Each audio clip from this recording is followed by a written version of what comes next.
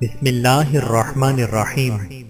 السلام علیکم ورحمۃ اللہ وبرکاتہ۔ حضرت خضر علیہ السلام کا ایک واقعہ۔ ایک مرتبہ حضرت خضر علیہ السلام دریا کے کنارے بیٹھے تھے۔ اتنے میں کسی سائل نے آ کر ان سے سوال کیا کہ میں آپ سے اللہ کے واسطے سوال کرتا ہوں، مجھے عنایت فرمائیے۔ یہ سن کر حضرت خضر علیہ السلام پر بے ہوشی طاری ہو گئی۔ جب کچھ ہوش ہوا تو فرمانے لگے، بھائی میں تو صرف اپنی جان اور مال کا مالک ہوں، تم نے مجھ سے اللہ کے واسطے سوال کیا ہے، لہذا میں اپنی جان اور ذات تمہارے حوالے کرتا ہوں، تم جس طرح چاہو اس کو استعمال میں لاؤ، بازار میں فروخت کر کے اس کی قیمت سے فائدہ اٹھاؤ۔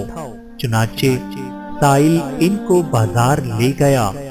ایک شخص سائمہ بن ارقم کے ہاتھ ان کو فروخت کر دیا۔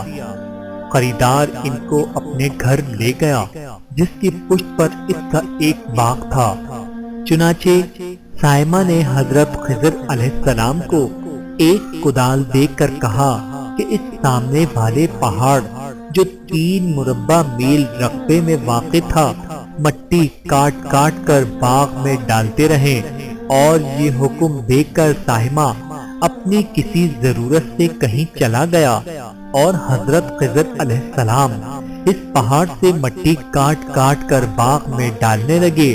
جب سائمہ واپس آیا تو اس نے گھر والوں سے دریافت کیا، تم نے غلام کو کھانا بھی کھلایا ہے یا نہیں؟ گھر والوں نے جواب دیا کہ ہمیں معلوم نہیں غلام کہاں ہے۔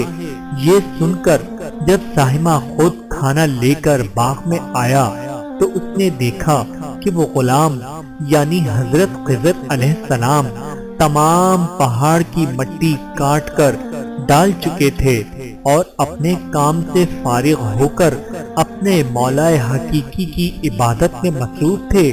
یہ دیکھ کر سائمہ کو بڑا تعجب ہوا اور اس نے دریافت کیا، یہ تو بتائیے کہ آپ کون ہیں؟ یہ بات سن کر حضرت خضر علیہ السلام پر کچھ بے ہوشی سی طاری ہو گئی اور پھر افاقہ ہونے پر انہوں نے فرمایا کہ بھائی میں خضر ہوں۔ جس کو سن کر سائمہ کے ہوش اڑ گئے کہ تو نے یہ کیا کیا، ان کو غلام بنا کر ایسے کام پر لگایا، یہ تو انتہائی گستاخی ہوئی۔ پھر ہوش آنے پر سائمہ نے توبہ کی اور پروردگار سے عذر خواہی کے ساتھ حضرت خضر علیہ السلام کو آزاد کر دیا اور جناب باری میں عرض کیا کہ الہ العالمین مجھ سے اس کا مواخذہ نہ فرمائیے، کیونکہ میں ان کو جانتا نہیں تھا۔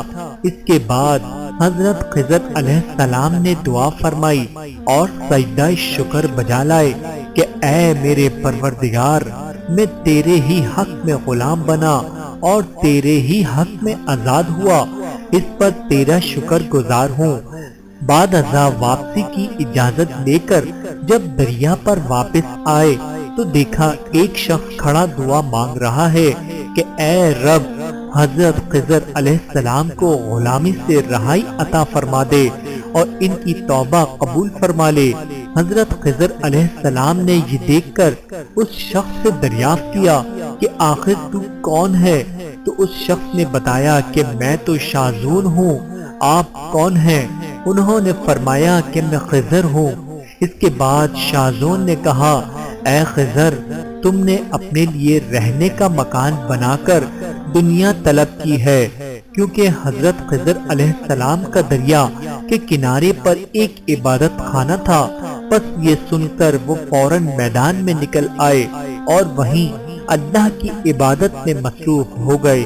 اس کے بعد حضرت خضر علیہ السلام نے اسی جگہ ایک درخت لگایا اور اس کے سائے میں عبادت شروع کی تو آواز آئی، اے خضر، جب تم نے درخت کے سائے میں سجدہ کیا تو تم نے دنیا کو آخرت پر ترجیح دی۔ مجھے اپنی عزت اور جلال کی قسم ہے، مجھے دنیا کی محبت میں رضامندی نہیں ہے۔ اس کے بعد حضرت خضر علیہ السلام نے شازون فرشتے سے کہا، اے شازون دعا کرو کہ اللہ تعالیٰ میری توبہ قبول فرمائے۔